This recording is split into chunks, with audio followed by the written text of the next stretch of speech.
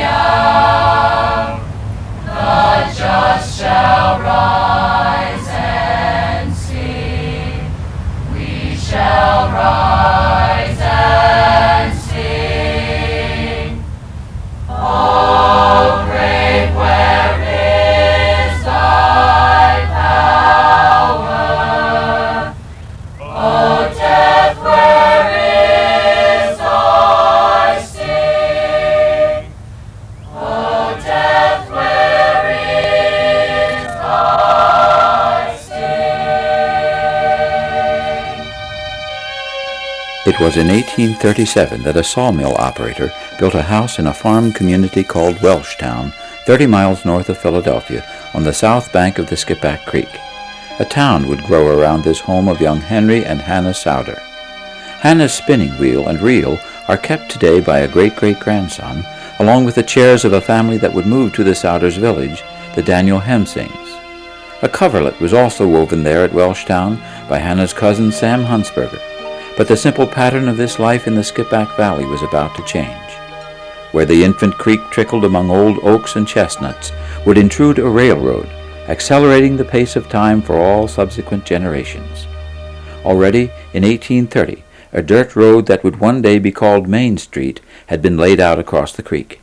It ran from the county line to the cowpath, through farms owned by Leidies, Hunsbergers, Souders, Benners, Hanges, Rosenbergers, and Freeds. A mere 3 decades later, that road and those farms were embedded in a cluster of frame houses, shops, and factories. Long after streets ran by it, the barn on Henry Souder's birthplace remained standing, and at the western end of town was a working dairy as late as the 1950s.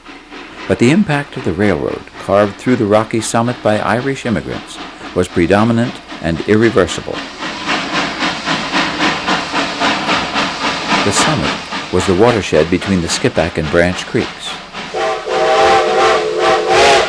The first locomotive on the North Penn Railroad had been prophetically named the Civilizer. Later trains, like the famous Black Diamond, barreling down through Souderton at the mythical speed of a mile a minute, would maim or kill a surprisingly large quota of citizens of this town the railroad created. For a full century, Souderton and its neighbors Telford and Hatfield depended on the railroad for daily freight and passenger linkage to the outside world, little suspecting that the passage of time in one generation would fade their exciting symbol of speed and progress to mere memory. A feed mill, built on the railroad by Franconia's Herman Gottschall and taken over by generations of Moyers and Clemmers, became one of the town's most enduring businesses and a landmark at Main and Chestnut. For a century, men who never thought of bodybuilding spent their lives here doing with human muscle what future decades would assign to computer-guided steel. In memory, those seem like timeless decades, when the grain and corn to be ground and mixed in Souderton still came from the reddish slopes drained by the Skippack and the Branch.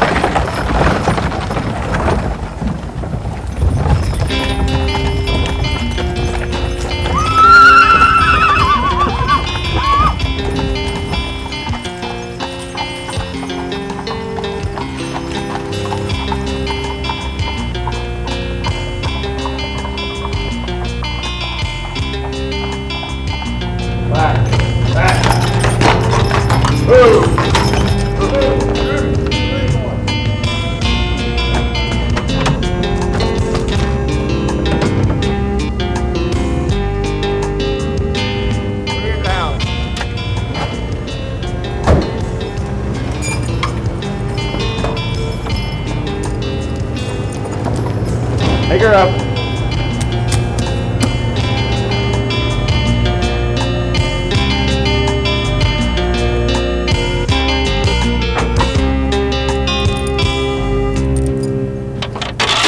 Of 2 planing mills in town, one was owned by James Monroe Souder, a nephew of Henry Souder, while another was operated by Henry's son-in-law, Henry Hemsing, first on Lumber Street, then East Chestnut. Later, in a new part of town, schoolteacher Jacob B. Delp started what we know as Shelley and Fenstermacher. After lumber, it was cigar making that employed the most people in post-Civil War Souderton. There was a school for cigar makers, and it was fairly common to spend much of your life in a haze of cigar smoke. In a factory on Green Street, Monroe Souder's son Harvey made a small fortune in cigar boxes. For years, this factory's steam whistle was the sound of Souderton.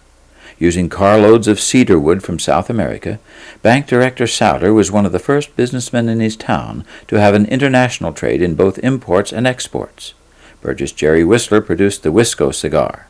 Philadelphia-based firms built large factories at Front and Chestnut or along Main Street in the Hollow, where men and women, paid by the number of cigars they rolled, competed side by side.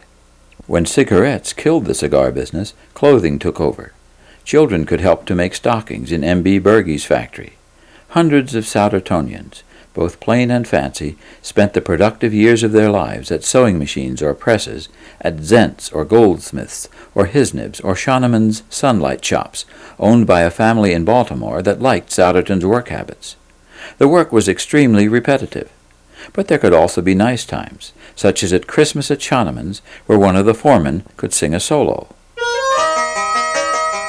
Souderton's Hollow must have been filled with mouth-watering smells whenever one of the successive bakeries there was in operation. Before World War II, this was still a big village, where you knew everybody, and much of what you bought was made by the people who sold it to you. Up the street from the bakery, in the Union National Bank founded in 1876, nearly everybody, including the directors, talked Dutch.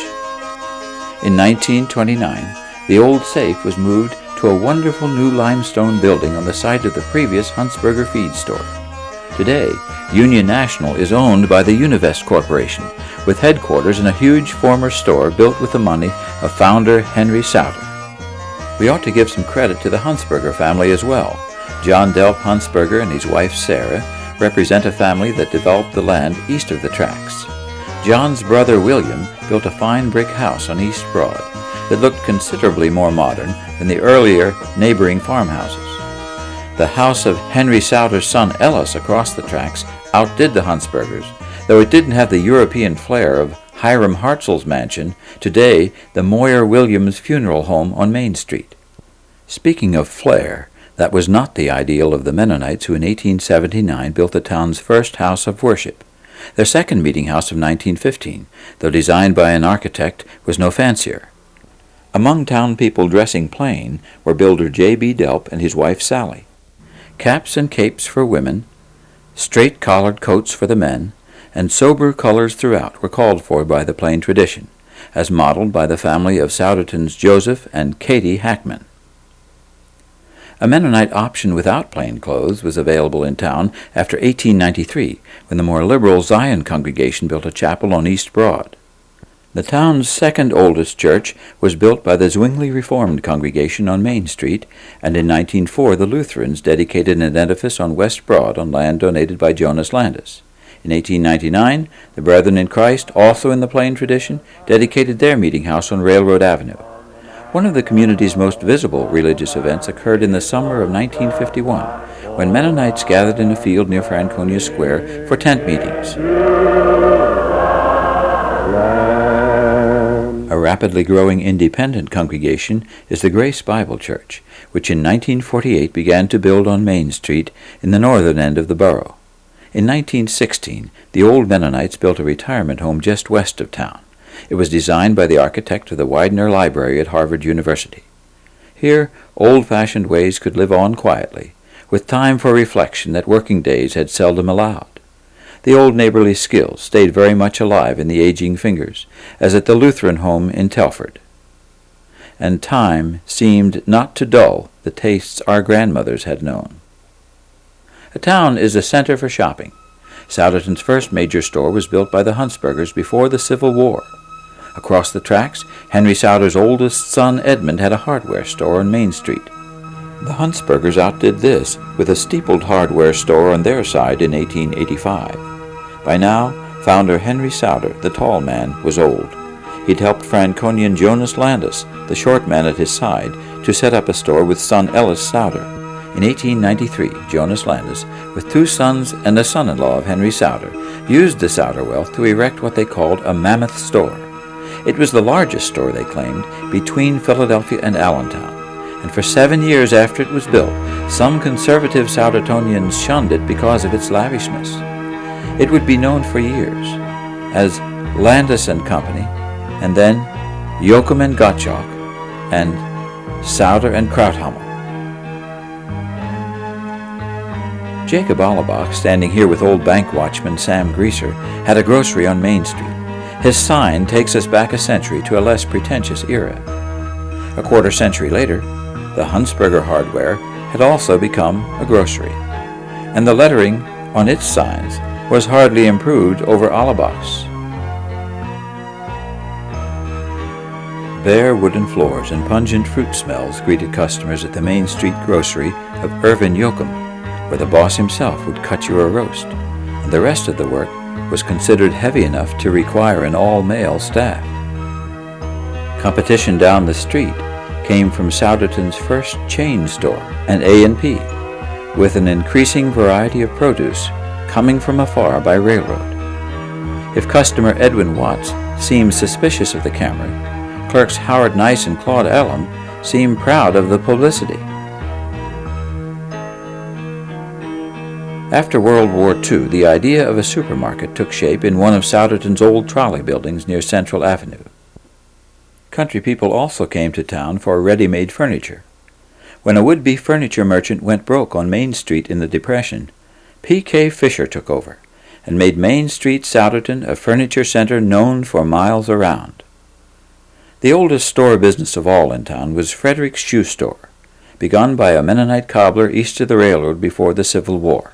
It was eventually moved down to the hollow, where the Skippack Creek would run uncovered among the buildings until 1935. Frederick's Shoe Store would remain a fixture in the heart of Souderton, still going strong in the borough's 100th year. For over half a century, Floyd, commonly known as Jake Frederick, has symbolized the town's memory. Already in 1932, driving a car in a Souderton parade, he'd begun a career as the leading spirit behind a long series of anniversary commemorations. Finally, he would be dubbed Mr. Souderton. But years ago, my father was in business. They had a plain sneaker, a black, a white, and a blue. And eventually a red came in. And that was a sneaker line for years, plain. Now I think we have maybe 35 to 40 kinds of sneakers down there. And the children and the little boys, they all want shoes. We have come in here, they argue with their parents. They're not going to wear them. They want sneakers. Sneakers, that's all they want. A place where the male part of the community cohered was the barber shop on Green Street, where we see barber Jacob Landis on the left before he became custodian of the Souderton High School. For newspapers and magazines, Souderton's railroad commuters stopped beside the station at the stand of Emil Stoddy, who'd lost both legs under a train soon after moving to Souderton to work in a cigar factory. The town's newspaper, begun 6 years before the borough itself, got its building on Front Street in 1909. Founder W.F. Gettler, a native of Lansdale, worked side by side with his son Romandus, while all the type was still being set by hand. Typesetting machines, considered some of Souderton's modern marvels, were actually used until the 1960s. One of the few black persons employed in the town was Harold Streets of Germantown. He was always seen in a white shirt and tie. Machinery, like humans, passes through generations. But 109 years after its founding, the Independent keeps the traditional masthead. The 3 owners, great-grandsons of founder Gettler, are Brooke Moyer, the editor, his cousin Bruce Fenstermacher, the business and production manager, and Brooke's brother Neil Moyer, the advertising manager. The Independent is put to bed, as they say in the profession, on Wednesday mornings.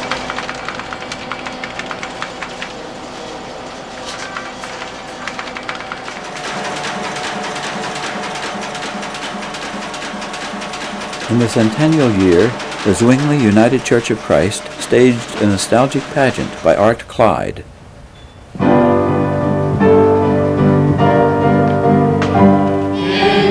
the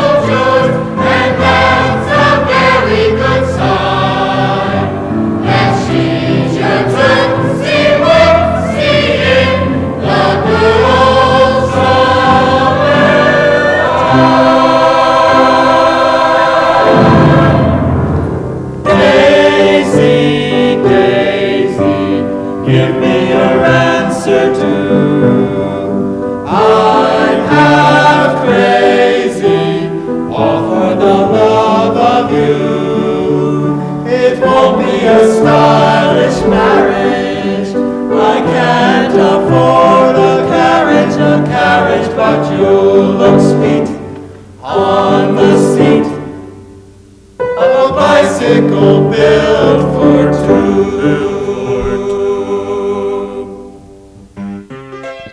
Yes, Souderton made music, not just in church, but in a string of organizations, such as the Souderton Octet, or in an impressive-looking string club of banjos, mandolins, and guitars. After 1911, there was Leidy's, or the Mirror Theater, on East Broad Street, giving the town's homegrown thespians their own facility at last. One play performed there was entitled The Old New Hampshire Home. In 1922, Souderton got a new and larger theater about 3 blocks west across the railroad tracks, featuring the very latest comedy topics. And now, a dozen Souderton community leaders got a grant to buy land for a swimming pool at Weil Avenue and Reliance Road. They dug it out of the site of an old ice dam and brickyard. By 1925, Souderton dedicated the first community-owned swimming pool in the area. The new freedom of these years scandalized Souderton's plain citizens, but became the norm for the next generation. By 1941, Souderton's pool was no longer meeting state standards. Yet it would take until after World War II and the Korean War for a large new concrete pool to be built. Then, Ted Boyer, who served as coach and pool manager, founded the Bucksmont Swim League. Next to a nearby junkyard, a miniature golf course was constructed by an organization called the Don't Worry Smile Club No. 16. In December, crowds turned out for the annual Christmas tree ceremony at Main and Broad, and there was still plenty of open hillside for the children's Easter egg hunt sponsored by the Souderton Lions Club. Next to work, it was organized sport that gave some of the citizens of Souderton their most vivid sense of the town's identity. To beat neighboring Telford gave a profound satisfaction. Even the professional team using the new field behind the Summit Street School was not allowed to play Sunday ball. Souderton was thrilled when Bobby Shantz, who'd pitched for the team of a local clothing factory, won 28 games one year for the Philadelphia A's. And in 1986, it was Jamie Moyer. Kid that grew up in Souderton, went to St. Joe University, Jamie Moyer, and his very first major league game. In Jamie's first game for the Cubs, he pitched against his boyhood hero, Steve Carlton of the Phillies, and won. We see him hitting a successful bunt and getting a strikeout against one of the Phillies' toughest hitters. He didn't remember, he said, but he used to run everybody out of the batting cage. Got him with a changeup. Second strikeout for Moyer. Phillies get a run on Shue's homer. 1 hit, no errors, and none left. Souderton's basketball teams played for several years in the dark, cold, cavernous former powerhouse of the Lehigh Valley Traction Company near Central Avenue. But it was high school football, beginning in the 1920s, that over the decades would come closest to serving Souderton as many another American town, as an American tribal ritual.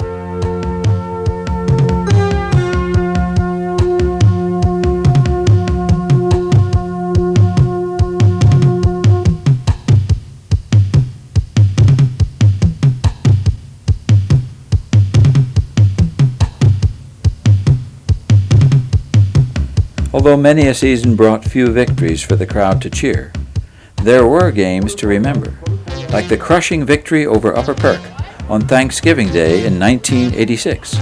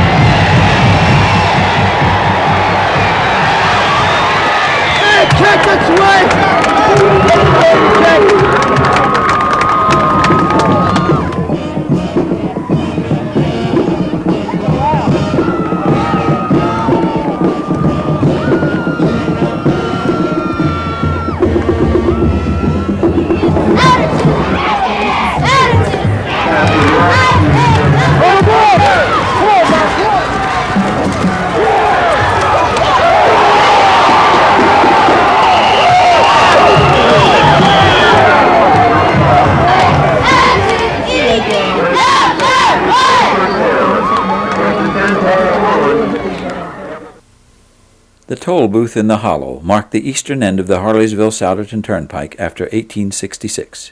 Just up the hill at Main and Green Streets was the town's first hotel. Behind it stood a livery stable where you could rent a horse and a hack. In the age before self-propulsion, the mobile power had to be taken regularly to the blacksmith for retreading. The first local express service was owned by Harvey Blank, who was photographed at the station by neighbor Dan Ziegler just after Harvey had sold the business to the man in the driver's seat, Milton Frederick. At the end of a century, horses on Main Street got modern competition. The convertible trolley of the Inland Traction Company drew fascinated spectators from the entire Indian Valley area. Nighttime trolley parties became the rage and the scandal of the town. Now you could board transportation to Philadelphia directly in front of the Central Hotel. Telford got a special track and a smaller trolley running through side streets, nicknamed the Telford Tripper. Because of Souderton's central location between Allentown and Philadelphia, repair and storage facilities were here. So many track and crew members lived here that it was sometimes called the Trolleymen's Town. The Perseverance Fire Company had to help once. The trolley made one of its right-angle turns at West Broad Street and Penn Avenue. One morning in 1917, a speeding car failed to make the curve and the conductor was crushed to death. By 1936, traffic congestion was making it an increasing problem for the trolley to get through the shopping center in the hollow.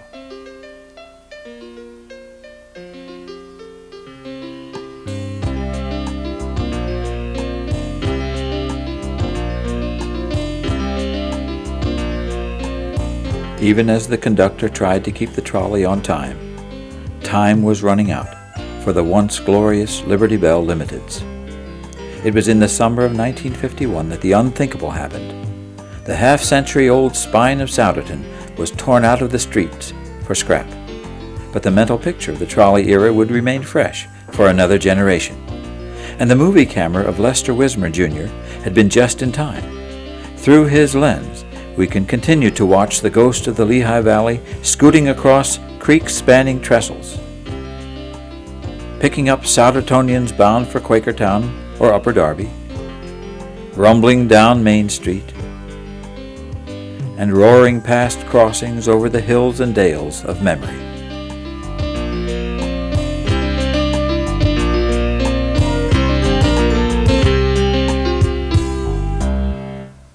The electric railway had hardly arrived when Souderton's Main Street saw its first automobile, the vehicle that would eliminate both trolley and the railroad that had once made Main Street a little cultural center.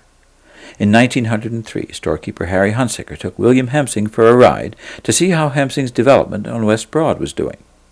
There was actually a car made in a Souderton wagon factory on Central Avenue, and Strasser's Body Works on Main Street supplied a truck. Horseless hauling was an astounding improvement. The town's electric light department got its own truck, while the express business boomed under W.C. Moyer, who also had a state-of-the-art bus.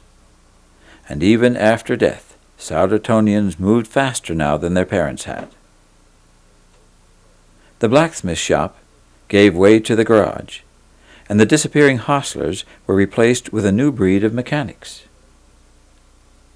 The very first Chevrolet dealer in town had been Sam Aldifer.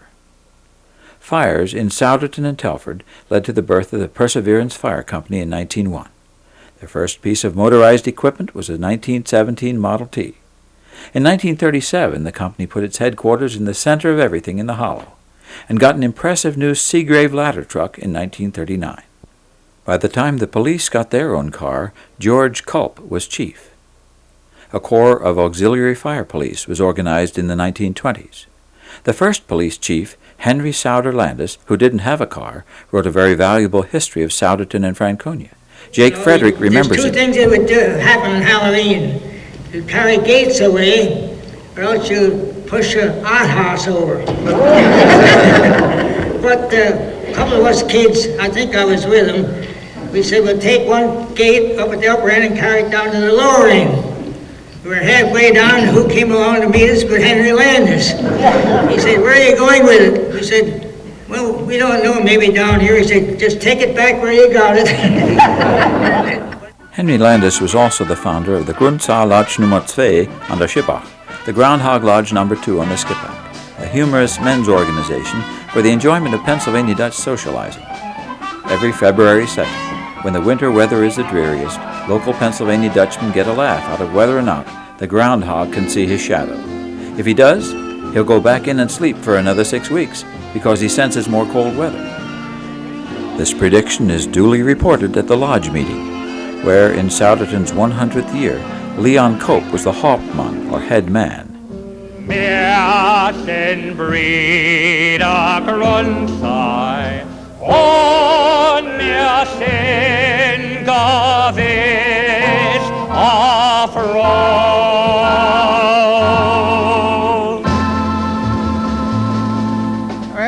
Als man jung ist und was mit dem Mäd gegangen, hat man beinahe noch nicht geguckt, weil man lieb war. Als wir älter sind, hocken wir nichts zu der Frau, so dass man dann noch herkennen. Jake Frederick, one of the founders, defends the racy humor of the Groundhog Lodge. That can be regulated. Well, we have 2 or 3 ministers right in there all the time. It goes in one ear and out the other. Der Willi hat der Jimmy zum Psychiatrist genommen. Nu ist der Psychiatrist rausgekommen und hat gesagt, Willi, was ist letzt? Na, der Willi gesagt, ich will erst mit dir alleine schwätzen von Jimmy. Und er hat gesagt, komm rein. Und er hat gesagt, was ist letzt mit dem Jimmy? Er hat gesagt, da wird ein Hingel. Was, hat er gesagt? Ja, er hat gesagt, da wird ein Hingel. Wie lange ist das schon umgehen? Also, Sticker 6 Monate, hat er gesagt, das geht das schon. Well, für was hast du mich nicht aufgerufen früher? Er hat gesagt, wir haben die Feuer gebracht. There was a lot less frivolity in the life of Mennonite Hannah Huntsberger Souder, wife of the original lumber dealer, Henry. Her grandchildren's worldly costume shows railroad-spawned prosperity pulling people toward the American norm. One of her grandsons could even imagine himself as a Greek. William Souder Hemsing took the train to Philadelphia to study art and sketched his grandfather Daniel Hemsing. The Moyer feed mill across from the Hemsing house on Main Street, or a parlor where today we have Miller's Variety Store. This sensitive young resident of Main Street near the Hollow, who first married Jenny Moyer, daughter of a Mennonite feed merchant, and later Lily, daughter of clothing manufacturer M.D. Zent, kept a wonderful diary beginning in 1887 that was destined to be printed a century later by the bank he had once clerked for. In this detailed and colorful journal, time stands still as we walk right into the soul of turn-of-the-century Souderton. He was quite a reader and loved to sit right up next to the record player. He had a combination record player and radio. And he'd sit right up close to that record player and play all classical music real loud because he couldn't hear it if he didn't. And he'd sit there by the hours. That was Hemsing's son-in-law, Walton Landis. In his mill on East Chestnut Street, Will Hemsing, perhaps the town's most aesthetic person, created a line of furniture remarkable in every detail for quality and elegance. Will's own workbench is prized today by a grandson of the same name. In this painting of my grandfather, I imagined him holding this cane, which was his own, in the original pose. The portrait of Bill Hemsing's artistic grandfather, once a Burgess of Souderton, has fixed in time the mild image of the borough's most memorable personality. Time's album has hundreds of other Souderton portraits, such as that of Morris Zent, the town's railroad ticket agent who sold 12 million tickets in 47 years at the depot. Or Newton Allebach, not only a medical doctor, but president of People's Bank. A favorite of everybody, including the children, was Dr. Frank Bunting in his Main Street pharmacy. To get started in the clothes business, immigrant men sometimes came around as peddlers, carrying their goods in bundles on their backs. The peddlers were not to be confused with tramps, who'd given up on earning a living, and were common until World War II.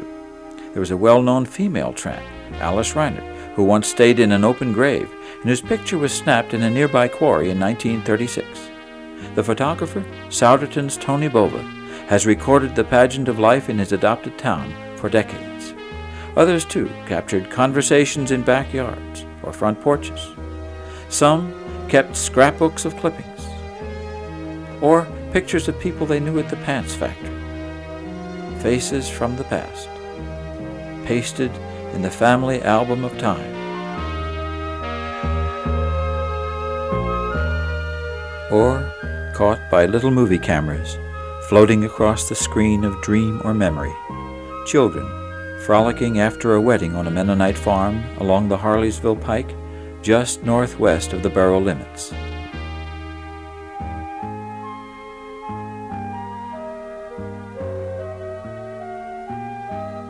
But time will see to it that the lane from the barnyard out to the Harleysville Pike will disappear.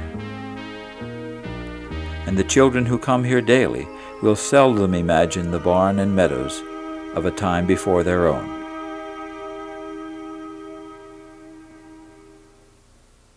Few Soudertonians today connect the home of the Marcus Rosenberger family on Cherry Lane with the country of Korea. It was here that Henry Appenzeller, one of the most influential of modern missionaries, grew up. Souderton's Mildred Clemens and her husband Henry Paul Yoder brought back to her hometown people they met as missionaries in Cuba. And Leon Dillinger of the Grace Bible Church on Main Street has served for years as a missionary in New Guinea. The solid home built on West Broad Street for prosperous storekeeper Jonas M. Landis in 1915 was designed by architect Jerome Landis, another grandson of founder Henry Souder. The house speaks of the wealth of second-generation Souderton. Today it's owned by a member of one of Souderton's old Jewish families, attorney Irvin Rubin, graduate of the Harvard Law School, and one of the founders of the Indian Valley Public Library. Harry Goldberg started out with a pack on his back, actually going around selling the farmers. And then, of course, what happens is the people start coming to a central place instead of his going to them, so he took over what I think was called the Huntsberger Building and lived in there and had a store. And he was a very friendly man, and people liked him. He was a lovable guy. He was a cheerful fellow, and he was accommodating. And I think he gave credit, and liberal credit, and he gave discounts. And if the price didn't suit, he adjusted the price. The price was made for man and not man for the price. Souderton has always had the fewest number of bankruptcies, the fewest number of foreclosures, not quite the record of Harleysville. Harleysville's even better. Souderton's always been a non-litigious area. A divorce was a rarity in Souderton. We had no lawyer. And now, of course, we're loaded. But Soudertonians are not litigious. We didn't have travel in those days. The Soudertonians who traveled the farthest were the soldiers in America's wars. In the Civil War, Joseph Minninger lost a leg. World War I involved many more draftees, and its end brought the town's first sizable military celebration.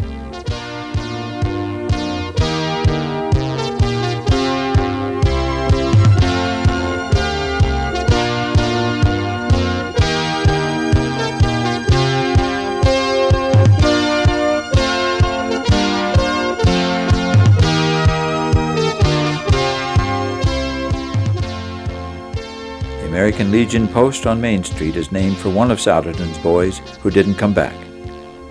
The next war, the largest in the history of the world, placed in a Souderton store window a question: what is the cost of a wooden cross? Among the families feeling the grief of that question was that of Frederick W. Leopold, Jr.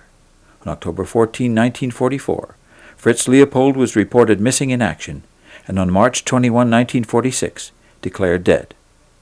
24 years later, the same sad news came from Vietnam to the wife and baby son of helicopter pilot Captain Glenn Dale Rickert.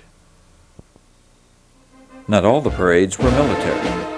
There were anniversaries, beginning with one for Franconia Township in 1932 and one for the borough in 1937. Behind all the celebrations was the leadership of Floyd Frederick, who engaged the John B. Rogers Company of Fostoria, Ohio, to organize a pageant. There were contests to find the beauty queen of Souderton, long parades down Main Street, with floats to show off the town's businesses and activities.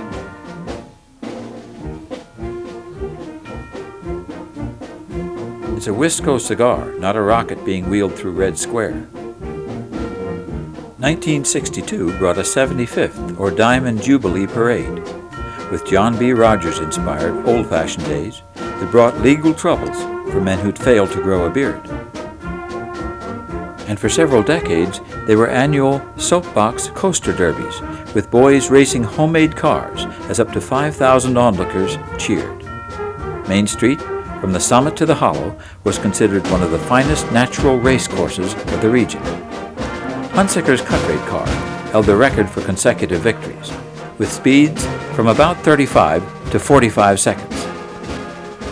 After several accidents, some caused by the trolley tracks, the races were moved 2 blocks east to 2nd Street, where the gravity was supplied by the same slope, and the finish line still came just across the underground Skippack Creek.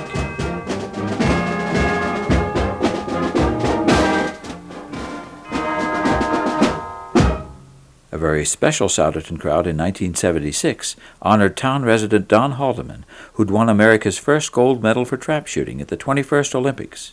A rainy day failed to keep away 2,500 people delighted with the achievement of their hero. But the biggest celebration of all came in the town's 100th birthday.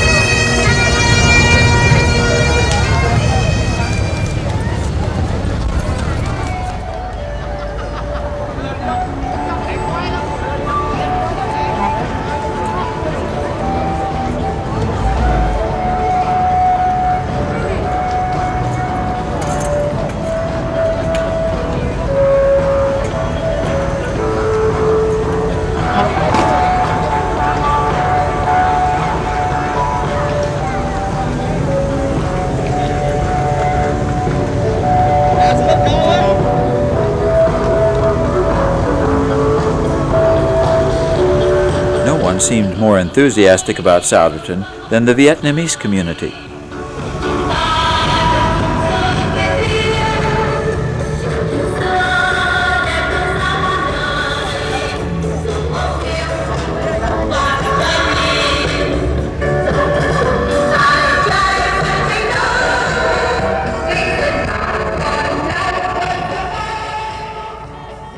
Some of the borough's newest residents were renting housing from one of Souderton's oldest families. Oh, how's school? Fine. What grade are you in? Oh, 8. 8th grade? Are you going out for any athletics? No. Not just studying. Yeah, well, you'll be a bright boy someday, yeah. Well, here you are. You're very nice people. Yeah. Thank you. Anytime. Many Vietnamese children, when they have been in the state, they lose their mother tongue, and it creates difficult in communication in the family. And we are the Vietnamese Christian in this community. We want to meet their needs, so we organize the Vietnamese language classes. Jesus Reyes, he lives here in Souderton, and he's from Puerto Rico. He's going to sing a song from Cuba. Ese lugar que tiene cielito lindo junto a la boca, no se lo des a nadie, cielito lindo que a mí me toca. Ay, ay, ay, ay, canta y no llores, porque cantando se alegra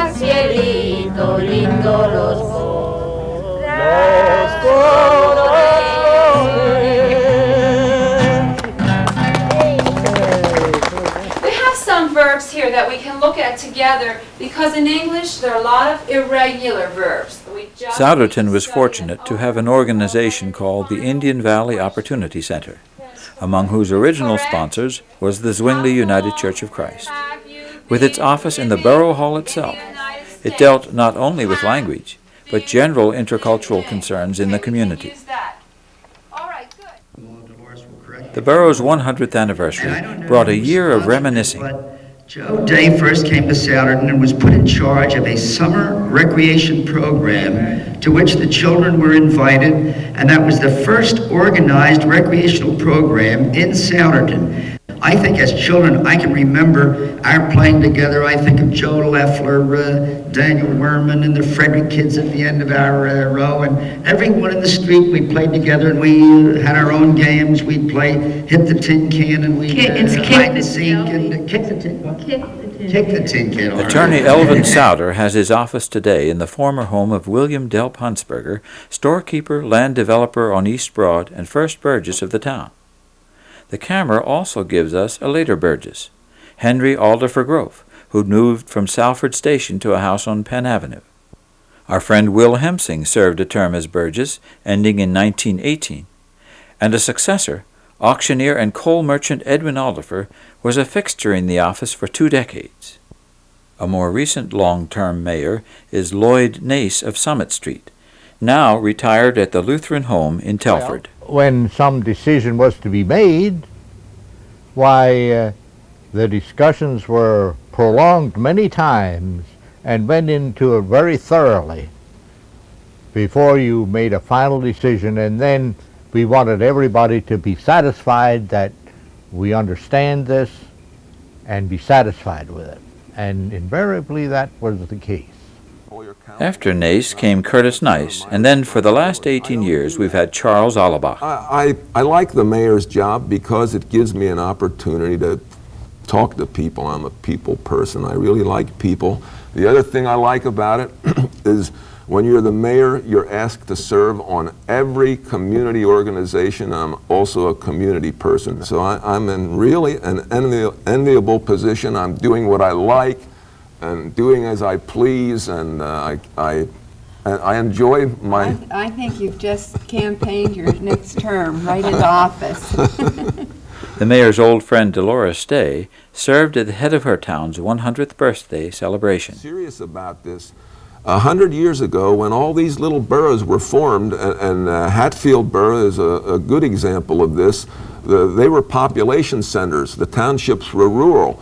Over the 100 years now, the townships have become strong and the boroughs have become weak with their inherent problems. And maybe it's time to really rethink the need for little boroughs in the middle of a big township. We're 100 years old this year. Maybe it's now time to ask Franconia Township if they would take us back. To live in time is to be in constant change. The Skippack Creek, where the town's children caught sunfish before the village became a borough a century ago, still runs under the railroad embankment down in the hollow behind the Furniture Mart.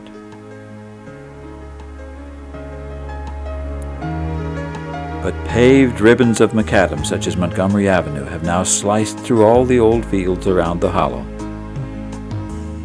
What serves one age gets in the way of the next. Where one generation plays pool, another one may put a bank. As Jesus put it, not one stone will lie upon another. The center of gravity shifts from the hollow to the heights. The solution to one decade's traffic problem becomes the white elephant of the next. Although some improvements do prove permanently useful. Instead of updating the original artery, the railroad, the older Bethlehem Pike is paralleled with the new 309, just east of town, Souderton's north-south lifeline. The grandchildren of people who did much of their shopping in the center of Souderton now flock to the town's edge, and it seems everything keeps changing overnight. Well, not quite everything. In his shop on 2nd Avenue, John Landis keeps the family business on the scale of his father's generation.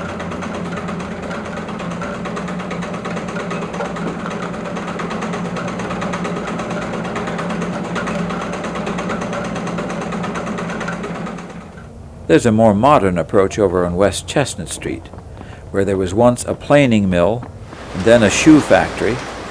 Now, Fox's Bindery is the last stage in the production of fancy catalogs.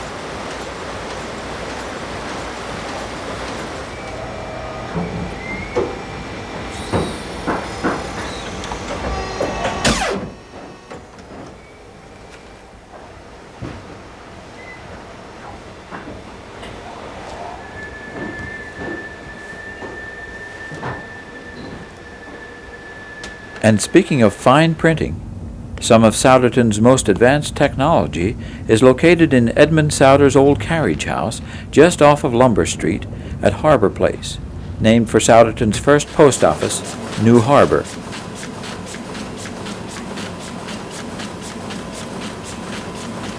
A book for Souderton's 100th birthday is printed right in the heart of the old town it celebrates.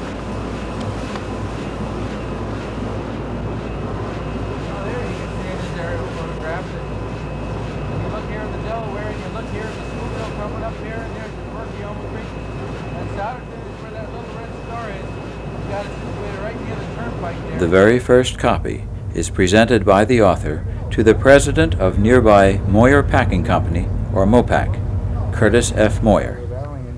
The address of his company, the biggest beef packer east of the Mississippi, is Souderton, PA.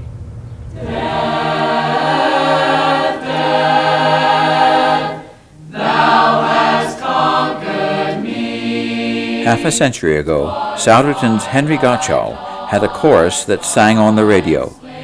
When his father died in 1938, Henry composed the music for a hymn on death and resurrection. For a year or two, Souderton's original house was Henry Gottschall's music store. And I shall rise again, and I shall rise again.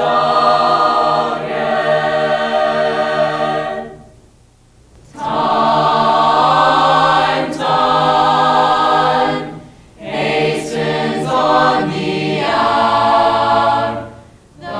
On hastening time, that has reaped both Henry Souder and Henry Gottschall, has also taken Henry Souder's grandson, Merton Krauthamel, once one of the town's familiar faces, now a name in the mouths of a generation that knew him not.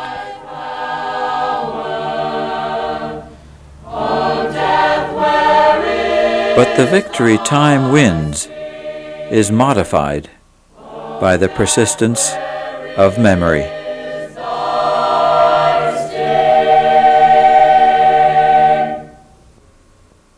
This is where we had our childhood. These are the streets to which our memory will return when we think of home.